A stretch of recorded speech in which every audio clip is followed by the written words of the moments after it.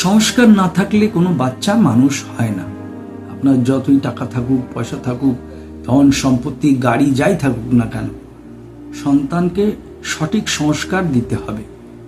না হলে সে তো বুঝবে না কোনটা ঠিক, কোনটা ভুল, কোনটা করা উচিত, কোনটা করা উচিত না। মা বাবাকে কেমনভাবে সম্মান করা উচিত, তাদের জন্য আমার কি করা উচিত, বা বাইরের বয়স্কদের সঙ্গে কেমন ব্যবহার করা উচিত, ভগবানকে মানা উচিত কিনা, গুরুর কথা মানা উচিত কিনা।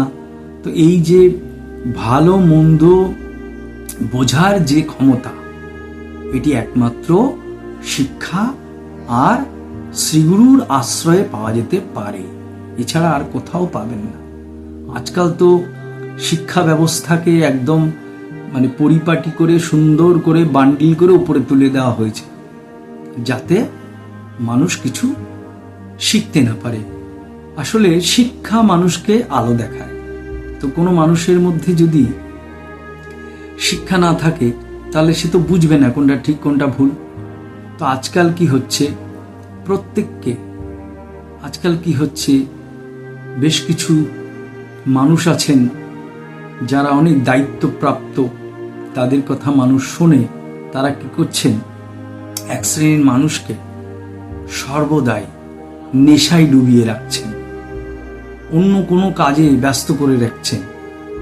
সারা দিন মদ খাওয়ানো, নেশা করা, গাঁজা খাওয়ানো, সমাজকে উচ্ছন্ন দিতে হবে।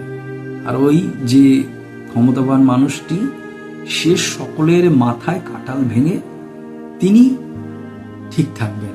তিনি সমস্ত আয়েশ আরাম এগুলো পছন্দ করেন এবং সেগুলো করবেন। আর এই মানুষগুলোকে সর্বদিকে এগিয়ে দেবেন। তারা গিয়ে ঝগড়া করবে, মারপিট করবে, সব কিছু তারাই করবে, তিনি শুধু দূর থেকে দেখবেন। আপনি আজ অবধি দেখেছেন কোনো ক্ষমতাবান মানুষের সন্তান সাধারণভাবে জীবনযাপন করে, সাধারণ স্কুলে পড়াশুনো করে?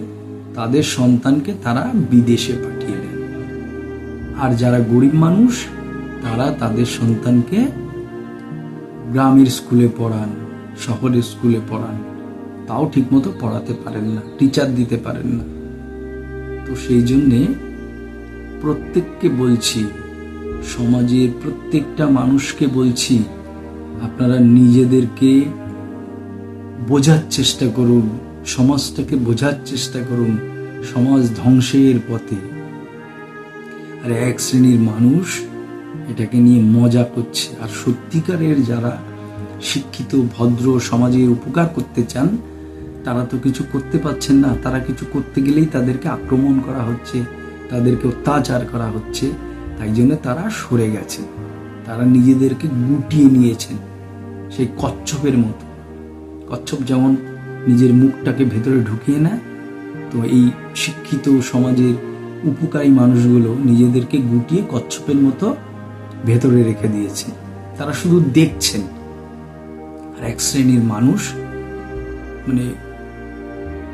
কি বলবো, এক শ্রেণীর মানুষ শুধুমাত্র টাকা, ক্ষমতা ইত্যাদি পাওয়ার জন্যে যা খুশি তাই করে যাচ্ছে, যা খুশি, সব শেষ, কিচ্ছু ভালো হওয়ার নেই। তো আমরা যদি না শুধরাই, সমাজ কিন্তু আর শুধরাবে না।